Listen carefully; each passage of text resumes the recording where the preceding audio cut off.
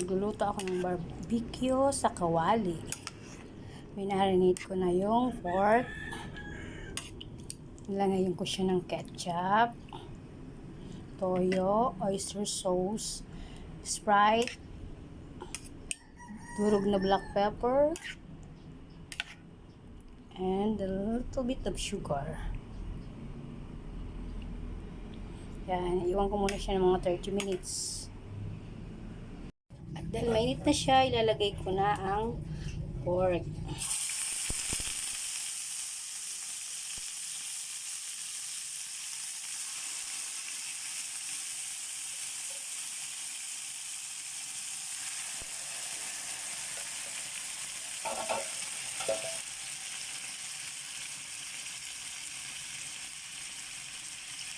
Guys, malapit na siya maluto.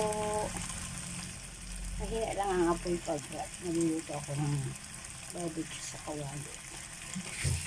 Tiyak mo paparami na naman ang kain namin itong mga anak ko.